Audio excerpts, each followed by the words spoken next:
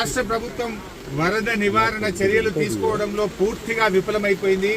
ముఖ్యంగా ఈరోజు ఈ ఫెయిల్యూర్ అంతా కూడా రాష్ట్ర ముఖ్యమంత్రిది, రాష్ట్ర ప్రభుత్వాన్ని. ఎంత బాధతో ఉన్నామంటే ఈరోజు ఇవాళ హవేలీ గన్పూర్ మండలంలో మరి ఇద్దరు యువకులు చనిపోవడం జరిగింది.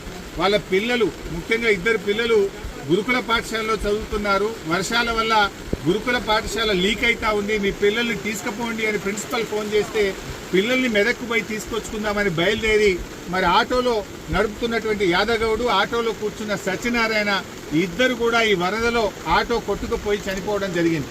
ఆ ఇద్దరు దాదాపు కొన్ని గంటల పాటు కరెంటు పోల్ పట్టుకొని ప్రభుత్వం నుంచి ఏదైనా సహాయం అందుతుందా, హెలికాప్టర్ వస్తుందా, ఎన్డీఆర్ఎఫ్ బృందాలు వస్తాయని 4-5 గంటలు ఎదురు చూశారు. కరెంటు పోల్ మీద నుంచి ఫోన్లు కూడా చేశారు. కానీ కలెక్టర్ గారు కానీ జిల్లా యంత్రాంగం ఎవరు స్పందించలేదు. మధ్యాహ్నం 2 తర్వాత కరెంటు పోల్ కూడా వరద ఉధృతికి పడిపోయి ఆ వరదలో కొట్టుకొని ఆ ఇద్దరు కూడా చనిపోవడం జరిగింది. అంటే ఇది కేవలం ప్రభుత్వ వైఫల్యం. నిన్న ఒక మంత్రి గారు మాట్లాడుతూ అంటాడు, హెలికాప్టర్ అంత అవసరమైతే తప్ప వాడద్దట, మీరు మాత్రం పెళ్లిలకు వాడండి, బీహార్లో రాజకీయాల కోసం వాడండి, మీ సొంత కార్యక్రమాలకు వాడుకోండి. ఆనాడు ఖమ్మం జిల్లాలో కూడా హెలికాప్టర్ పంపకపోతే ప్రాణాలు పోయినాయి.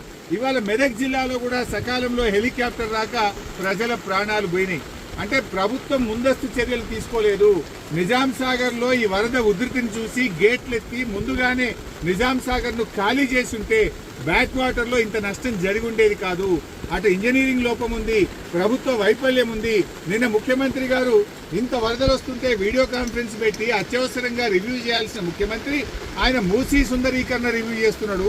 ఇవాళ పొద్దున్న లేచి ఆటల పోటీల గురించి రివ్యూ చేస్తుంది. ఒక దిక్కు ప్రజల ప్రాణాలు పోతున్నాయి, తాగడానికి నీళ్లు లేవు. హవేలీ గన్పూర్లో నిన్నటి నుంచి కరెంటు లేక 7-8 గ్రామాల ప్రజలు మంచినీళ్లు లేక వర్షపు నీళ్లను ప్లేట్లలో, గ్లాసులలో పట్టుకొని తాగుతున్న పరిస్థితి ఉన్నది. ఇవాళ రేపు అంటు రోగాలు ప్రబలేటువంటి అవకాశం ఉంది. వచ్చే 24 గంటలు ఇంకా పెద్ద ఎత్తున వర్షాలు ఉన్నాయని వాతావరణ శాఖ చెప్తా ఉంది. ప్రజలు ఇబ్బందుల్లో ఉన్నారు. ప్రభుత్వం ఇప్పటికైనా మేల్కొని అత్యవసర చర్యలు చేపట్టి ప్రజలను కాపాడుకోవాలి. ప్రజలకు త్రాగునీరు అందించండి, ప్రజలకు అవసరమైన ఆహార పొట్లాలను పంపించండి, హెలికాప్టర్లను అందుబాటులో పెట్టండి.